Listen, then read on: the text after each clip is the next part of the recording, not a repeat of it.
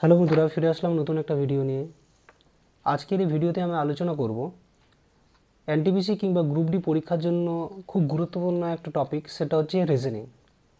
তো আমি আজকে আলোচনা করব রিজনিংয়ের কোন কোন চ্যাপ্টারগুলো আমাদের বেশি করে গুরুত্ব দেওয়া উচিত এবং কোনগুলো কম গুরুত্ব দেওয়া উচিত। এনটিপিসি পরীক্ষার হাতে খুব একটা বেশি সময় নেই, তাই খুব অল্প সময়ের ভিতরে আর যদি কেউ একবার রিভিশন করতে চায় তাহলে কোন কোন চ্যাপ্টারগুলোকে বেশি ফোকাস করবে সেটা নিয়ে আজকে ডিসকাস করব। তাই তোমরা ভিডিওটা কোথাও না কেটে পুরো ভিডিওটা দেখতে থাকো। দেখো, আমি রিজনিংয়ের এখানে যতগুলো চ্যাপ্টার আছে এই পেজে সবগুলো চ্যাপ্টার আমি লিখেছি। এখন তোমাদের আজকে বলবো যে কোন কোন চ্যাপ্টারগুলো আমাদের খুব কম সময়ের ভিতরে বেশি ফোকাস করা উচিত এবং কোনগুলো কম ফোকাস করা উচিত। যেরকম মিরর ইমেজ নামে একটা চ্যাপ্টার আছে।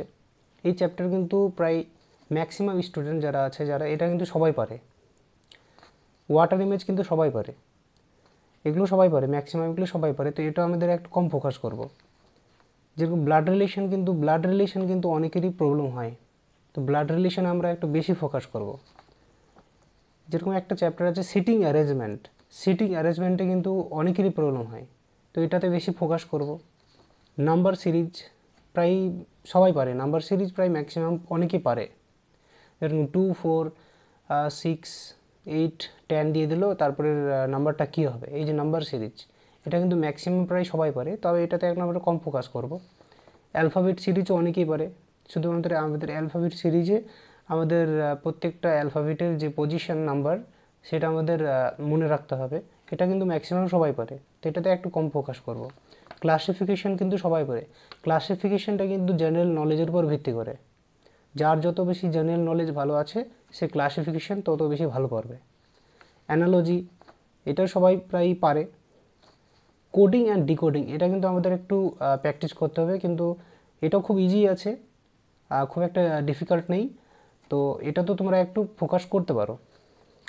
যেরকম ডাইরেকশন কিন্তু প্রায় সবাই পারে, ম্যাক্সিমাম স্টুডেন্ট যারা আছে ডাইরেকশন কিন্তু সবাই পারে, তো এটাতে একটু আমরা কম ফোকাস করব। শুধুমাত্র আমাদের direction east West north south এগুলো একটু জেনে নেব, ম্যাক্সিমাম এটা সবাই পারে, তো এটাতে আমরা একটু কম ফোকাস করব। ভ্যান ডায়াগ্রামস কিন্তু অনেকেই পারে, আবার অনেকেই প্রবলেম হয়, কিন্তু ম্যাক্সিমাম স্টুডেন্ট কিন্তু ভ্যান ডায়াগ্রামস পেয়ে যায়। শুধুমাত্র 8টা 9টা নিয়ম আছে, এই 8টা 9টা নিয়ম মনে রাখলে কিন্তু হয়ে যায় পুরোটাই। ওয়ার্ড ফরমেশন সবাই পারে, ম্যাক্সিমাম স্টুডেন্ট ওয়ার্ড ফরমেশন পেয়ে যাবে, খুব ইজি একটা ব্যাপার। যেরকম হচ্ছে প্রবলেম বেসড অন অ্যালফাবেট এটাও সবাই পারে, এটা তোমরা কম ফোকাস করবে, জাস্ট একবার দেখে নিতে পারো। নাম্বার অ্যান্ড টাইম সিকোয়েন্স এটাও সবাই পারে। র্যাঙ্কিং কিন্তু অনেকেই পারে, ক্রম নির্ণয় এটা কিন্তু খুব একটা ইজি চ্যাপ্টার। ম্যাথমেটিক্যাল অপারেশনস এগুলো তো খুব ইজি, যেরকম ম্যাথমেটিক্যাল অপারেশনস কোনগুলো, যে ভাগ দেওয়া থাকে,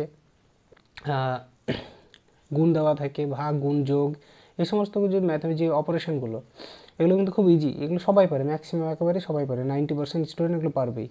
লজিক্যাল অ্যারেঞ্জমেন্ট অফ ওয়ার্ডস এটাও ম্যাক্সিমাম পারবে, এটাতে তোমরা কম ফোকাস করবে। ব্লাড রিলেশন, আচ্ছা এটা তো একবার বললাম, এটা কিন্তু অনেকেই পারে না, ব্লাড রিলেশন অনেকেরই ম্যাক্সিমাম প্রবলেম হয়, তাই এটাতে বেশি ফোকাস করবে। সিটিং অ্যারেঞ্জমেন্টটা বলে দিয়েছি।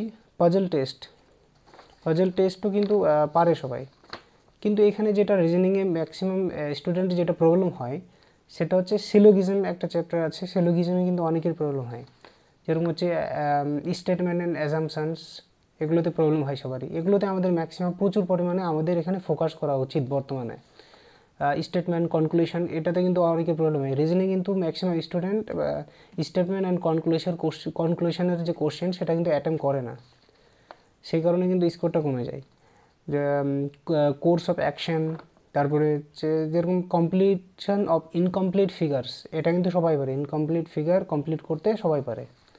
পেপার ফোল্ডিং ইজি আছে, পেপার কাটিংও ইজি আছে, জাস্ট একবার দেখে নিলেই হলো। Spotting out the embedded figures এটাও ইজি আছে। এবার গ্রুপিং অফ ফিগার্স এটা কিন্তু আমাদের প্রচুর প্র্যাকটিস লাগবে। গ্রুপিং অফ ফিগার্স মানে হ্যাঁ এটা প্রচুর লাগবে। তারপরে একটা চ্যাপ্টার আছে কাউন্টিং অফ জিওমেট্রিক্যাল ফিগার্স, যে একটা ত্রিভুজ দিয়ে দিল, অনেকগুলো ত্রিভুজ গণনা করো, বা একটা চতুর্ভুজের ভিতরে টোটাল কয়টা চতুর্ভুজ ঢোকানো আছে, এই সমস্ত কিছু, এটা কিন্তু প্রচুর প্র্যাকটিস লাগবে, অনেকগুলো নিয়ম আছে এখানে।